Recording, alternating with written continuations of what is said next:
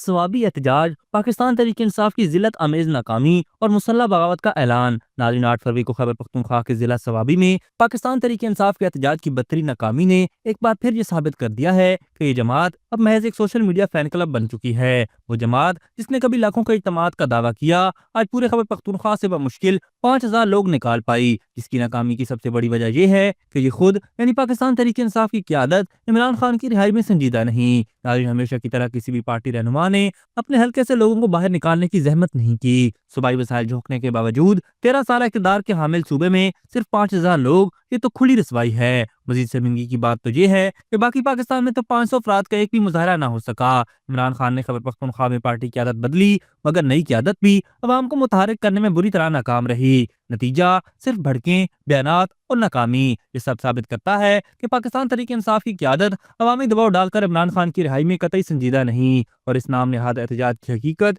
محض فلاپ شو اور سیاسی بھڑکوں کے سوا کچھ نہیں۔ لیکن ناظرین، یہاں سب سے خوفناک بات یہ تھی کہ اس ناکام احتجاج میں پاکستان تحریک انصاف کے پاس بس ایک ہی اعلان تھا، اور وہ اعلان تھا اسلام آباد پر مسلح حملے کا۔ پاکستان تحریک انصاف کی قیادت نے کھلے عام دعویٰ کیا کہ ہمارے پاس بندوقیں اور کلاشن کوفے ہیں، اور اس بار ہم خیالی نہیں بلکہ اصلی لاشیں گرائیں گے۔ یہ کون سی جماعت ہے؟ اور کیا پاکستان کے دارالحکومت پر مسلح حملے کی دھمکی دینے والی کوئی جماعت محب وطن ہو سکتی ہے؟ اور کیا اسے واقعی ایک سیاسی جماعت کہا جا سکتا ہے؟ ناظرین، حقیقت واضح ہے کہ ملک اس وقت معاشی استحکام اور ترقی کی راہ پر گامزن ہے، اور عوام اپنی آنکھوں کے سامنے مثبت تبدیلیاں دیکھ رہے ہیں۔ اس لیے انہوں نے ایک بار پھر انتشار اور بدامنی کی سیاست کو مسترد کر دیا ہے۔ ثوابی میں پاکستان تحریک انصاف کی ناکامی صرف ایک ناکام احتجاج نہیں بلکہ عمران خان کی تقسیم و نفرت کی سیاست کے تابوت میں آخری کیل ثابت ہوئی۔ یہ شرمناک شکست عمران خان اور پاکستان تحریک انصاف کی اپنی ناکام پالیسیوں کا نتیجہ ہے۔ اب یہ بات واضح ہو چکی ہے کہ پاکستان تحریک انصاف کی سیاست بند گلی میں داخل ہو چکی ہے۔